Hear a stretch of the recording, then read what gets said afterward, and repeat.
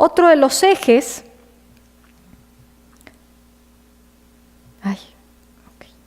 ¿qué pasa? Otro de los ejes obviamente es la literatura, ¿sí? La búsqueda de esta literatura nacional y también de la literatura latinoamericana. Si no son revistas que evidentemente tienen un fuerte tono político, ¿sí? La Universidad del Pueblo, como podrán ver en este título, pero que jamás desdicen de su función como literatos, como escritores. Solo que obviamente es una escritura muy particular la que se festeja. Vemos obviamente aparecer en las páginas de Renovación muchísimas referencias a América Latina y al americanismo, entendiéndolo como latinoamericanismo, ¿sí?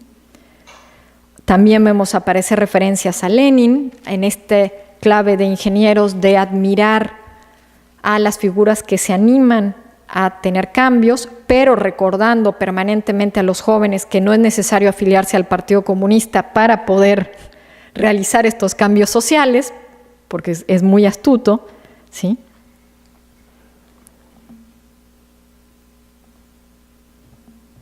Ay, no quiero pasar. Ahí está.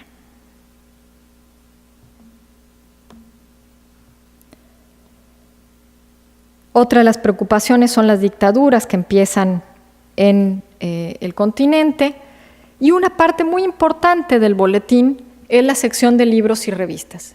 En esta sección es donde se observa cómo esta red de intelectuales y de jóvenes estudiantes empieza realmente a componerse, es decir, a través de observar qué libros se publican, de qué países, de qué autores, de qué tendencias, uno puede ir reconstruyendo cómo se configuró esta red latinoamericanista. Quiénes publicaban, a quiénes se citaban, quiénes hacían las reseñas de los libros que se enviaban, a quienes excluían, obviamente, porque como toda revista tiene un momento, tiene una fuerte selección. Ahí también empieza a encontrarse casi todos los números hacen referencia, obviamente, a lo que va pasando con la reforma universitaria, qué pasa en la Universidad de La Plata, qué pasa en la Universidad de Córdoba, qué pasa en la Universidad de San Marcos, qué pasa con los estudiantes de Paraguay, con los estudiantes de Bolivia, con los cuales va a tener un fuerte nexo desde muy temprano a través de Tristán Marov, con los de Venezuela.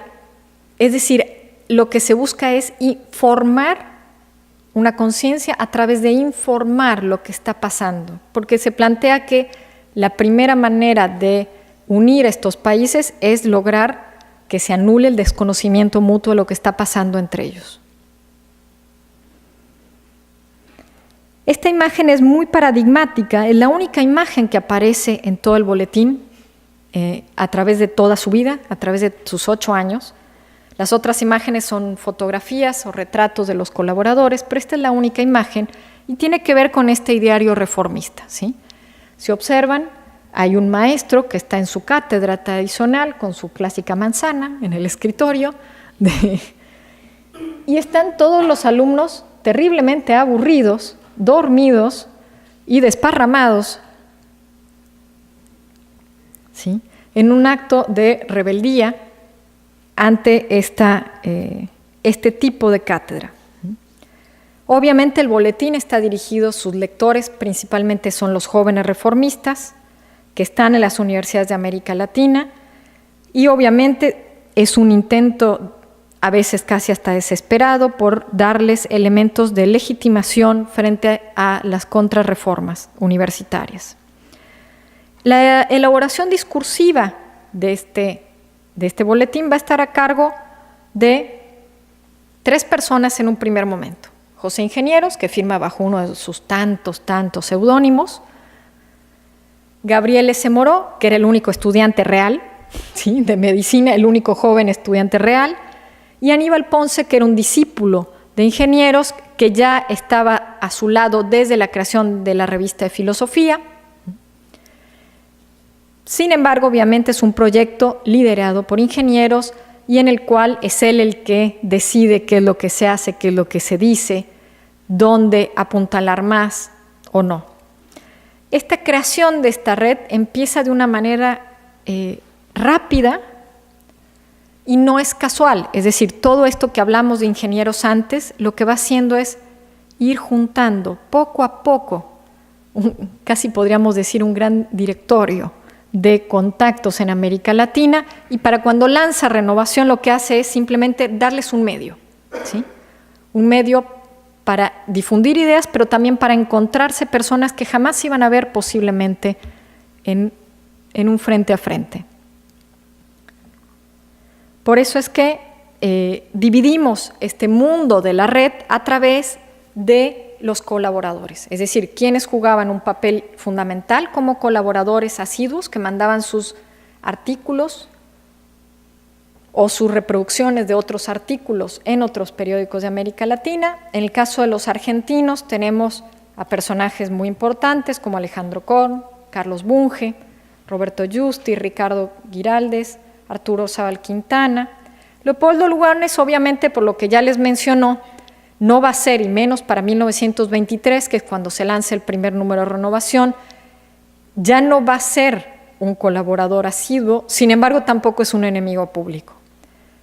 Pese a que Renovación va a ser criticada fuertemente por no cuestionar públicamente a Lugones, Ingenieros permanentemente dice a Lugones no lo pueden cuestionar desde las páginas de Renovación. Manuel Ugarte, que ya había hecho toda una gira por México, ya había creado una asociación latinoamericana, ¿sí? Alfredo Palacios, que ya había sido nombrado también maestro de la juventud en Perú, Ricardo Levene, que es un historiador argentino. Entre los colaboradores de ya prestigio de América Latina estaba Rufino Blanco Fombona, Pedro Enrique Sureña, Ventura García Calderón, Enrique Gay Calvo, Víctor Belaúnde, Mariano Picón Salas. También estaba la presencia de Evas Ferreira, Germán Arciniegas, Belisario Porras, Vicente Martínez Cutiño, Antonio Caso, Rafael Eleodoro Valle, Enrique José Barona y, claro, José Vasconcelos. Tenemos otro grupo de colaboradores muy frecuentes que tal vez gozaban de menos prestigio en el campo intelectual, que son estos jóvenes universitarios, pero a los cuales también se les da un gran espacio en el boletín, que van a ser los jóvenes reformistas, ¿sí? Saúl Taborda, en el caso de los argentinos, Carlos Américo Amaya, Manuel Cruz, Héctor Ripalverdi, Euclides E. Jaime, Julio Noé, Gregorio Berman, Julio B. González, Carlos Sánchez Viamonte, Julio R. Barcos y Evar Méndez. En el caso de los latinoamericanos, tenemos nada más ni nada menos que a Víctor Raúl Aya de la Torre, a Manuel Seoane, que para el caso de Renovación va a tener un papel fundamental, ¿sí? Tal vez más importante que el de Víctor Raúl Aya de la Torre, aunque Aya de la Torre va a ser nombrado representante de Renovación en Europa, cuando está en sus años en Europa. Manuel Seoane se exilia junto a otros estudiantes peruanos en Buenos Aires y va a tener un papel fundamental en la dirección de la revista desde 1928 a 1930. Y cuando digo de director, no es solamente quien hace una publicación, sino quien imprime de alguna manera la lógica de los colaboradores, quien está tejiendo esa red de colaboradores, a quien se invita a publicar y a quien se rechaza. Pero también el mexicano Daniel Cosío Villegas, a quien habían conocido en este congreso de 1921, y a Julio Antonio Meza. En el caso también hay otro grupo de colaboradores que es muy particular. Es un grupo de colaboradores que se dirime entre los vivos y los muertos, ¿sí? A ese grupo lo llamé los referentes. Son aquellos personajes que en realidad no envían directamente sus trabajos, sino que son citados a través de otros, pero que son fundamental para legitimizar las propuestas del boletín y posteriormente las propuestas de la organización.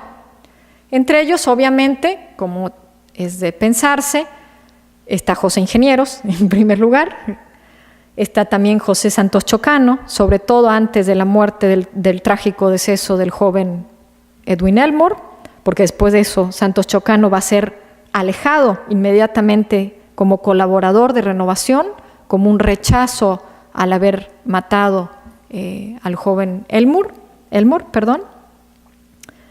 Enrique José Varona, Vicente Martínez Cutiño, Rui Barbosa, Barbosa Lima Sobrinho, si también hay brasileños, Monteiro Lobato, Alejandro Castañeiras y José Vasconcelos. Con José Vasconcelos también va a haber una situación muy especial, porque una vez que Vasconcelos pierde las elecciones, ¿sí?, en México y se exilia en Estados Unidos, va a haber una especie de quiebre porque Vasconcelos está muy ardido, como diríamos en México en los primeros años, y hace una serie de declaraciones poco fortuitas que lo van a alejar momentáneamente como líder o maestro de estas juventudes. Pero Renovación, que empieza a conformar esta red que va a tomar el mismo nombre, el Grupo Renovación, va a tener que encontrar un momento de cambio. Es decir, no solamente es necesario crear un boletín y una red, sino que hay que crear una organización. Entonces, no por casualidad, en 1925, en marzo, se reúnen en una redacción de una revista una serie de directores de revistas e intentan crear esta nueva organización que se va a llamar la Unión Latinoamericana. Para esta nueva organización era necesaria una figura distinta a la de ingenieros, que tuviera otro tipo de redes más políticas, ¿sí?, que va a ser el caso de Alfredo Palacios, ¿sí?, quien, como ustedes sabrán, fue el primer diputado socialista en América, quien había escrito para la legislación sobre el derecho laboral, etcétera. Es decir, tenía otro tipo de trayectoria intelectual más cargada hacia la política. ¿Por qué es significativo el año del 25? ¿Sí? ¿Por qué? Porque en el 25 ya empiezan a posicionarse distintos los jóvenes empiezan a ser captados por los partidos políticos y empieza a haber muchas organizaciones antiimperialistas en el continente que de alguna manera empiezan a disputar a esta prédica de José Ingenieros.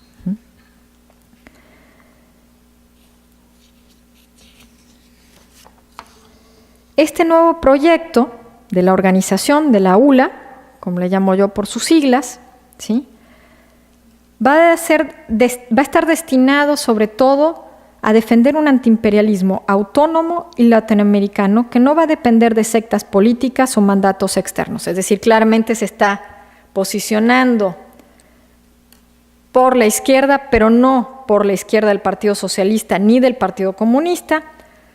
Va a renovar sus votos por crear esta conciencia, pero lo va a hacer de una manera tal vez un poco más agresiva.